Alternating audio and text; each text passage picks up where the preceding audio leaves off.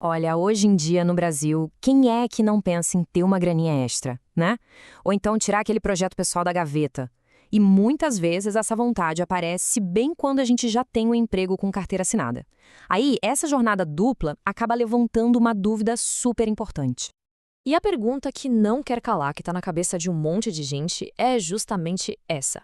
Afinal de contas, dá para ter carteira assinada e ser MEI ao mesmo tempo? É possível juntar esses dois mundos? Então, vamos direto ao ponto. A resposta é sim. É perfeitamente legal. Só que, e esse só que é bem grande, viu? Essa não é uma decisão para tomar no impulso. Tem umas regras, umas consequências e até uns riscos que, se a gente não entender direitinho, podem dar uma baita dor de cabeça. E é exatamente para a gente desvendar tudo isso que estamos aqui hoje. Beleza, então vamos lá para o nosso mapa da mina de hoje. Primeiro, a gente vai entender o básico do que é ser MEI, só para todo mundo ficar na mesma página. Depois, a gente mergulha nas regras do jogo, sabe? Como é que funciona quando se tem esses dois chapéus. Aí a gente faz a conta final. Vale a pena mesmo no bolso? Vamos falar também de um perigo real, a tal da pejotização. E para fechar, a gente amarra tudo para ajudar numa decisão bem pensada. Certo, então bora começar. Antes da gente sair misturando tudo, é super importante ter uma base bem firme. Afinal, o que de fato significa ser um microempreendedor individual, um MEI? Olha, o MEI, na prática, é tipo a porta de entrada para o mundo dos negócios.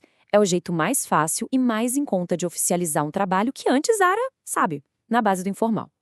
Com o MEI, o profissional autônomo passa a ter um CNPJ, pode emitir nota fiscal, e isso, gente, abre um monte de portas. Dá para vender para empresas maiores, para o governo, e ainda por cima passa a ter uma proteção da Previdência.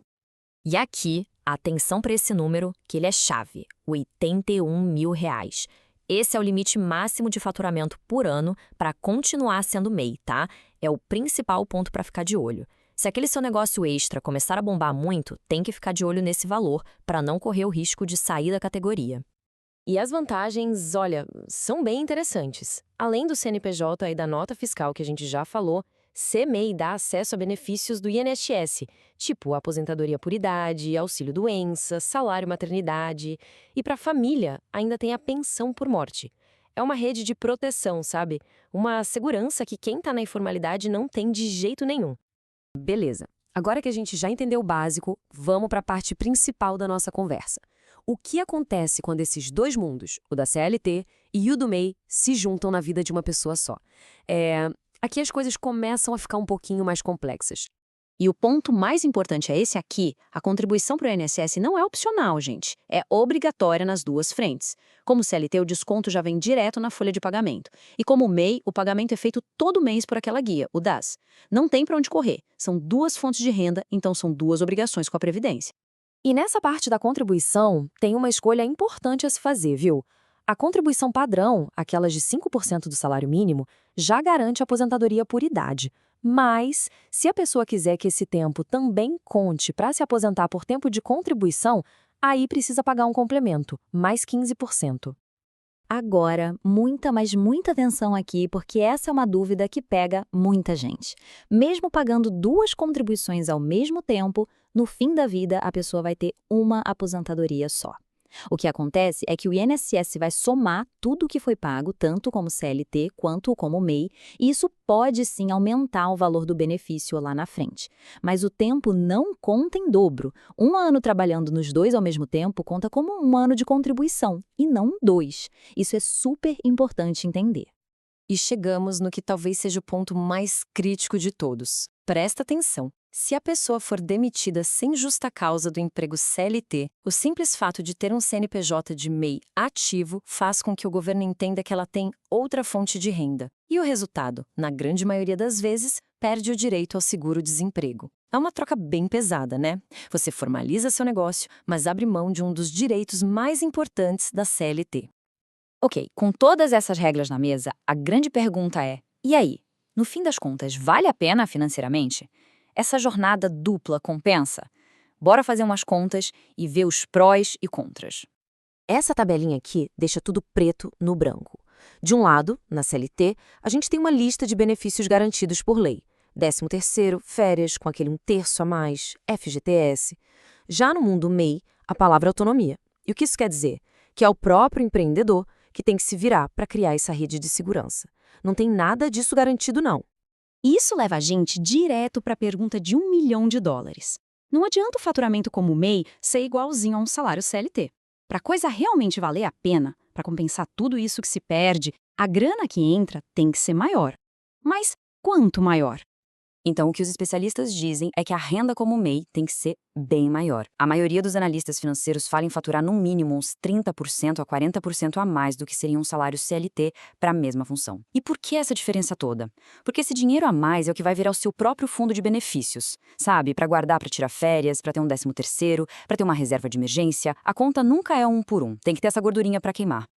Bom, e agora a gente precisa falar de um lado bem perigoso dessa história. Existe uma linha muito, muito tênue entre ser um empreendedor de verdade e acabar caindo numa fraude trabalhista. Vamos entender o que é essa armadilha chamada pejotização. Pejotização é o nome que se dá para uma prática que é completamente ilegal. É quando uma empresa, para economizar, força o funcionário a abrir um MEI para continuar fazendo exatamente o mesmo trabalho de antes, só que sem nenhum direito trabalhista. Isso, gente, não tem nada a ver com empreendedorismo. É fraude. É uma tentativa de esconder uma relação de emprego e a lei proíbe isso.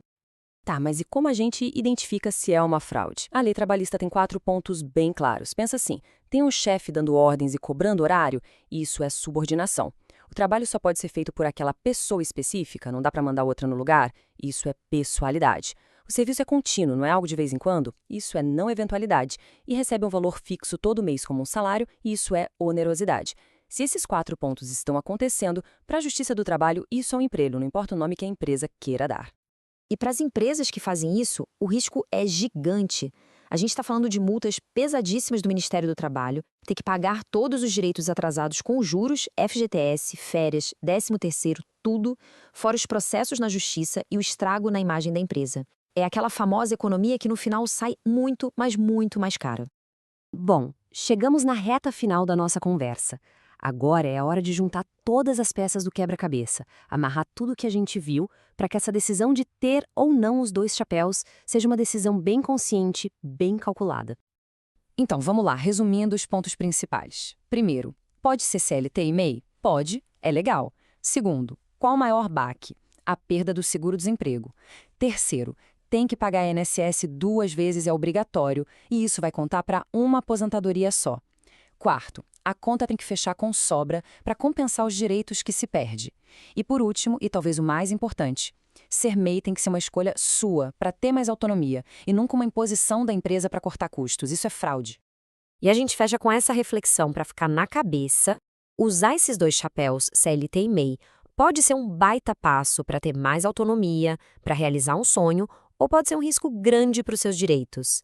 A verdade é que não tem uma resposta única. Depende muito dos objetivos, do planejamento e da situação de cada pessoa. O que é fundamental mesmo é ter toda essa informação em mãos para fazer a melhor escolha.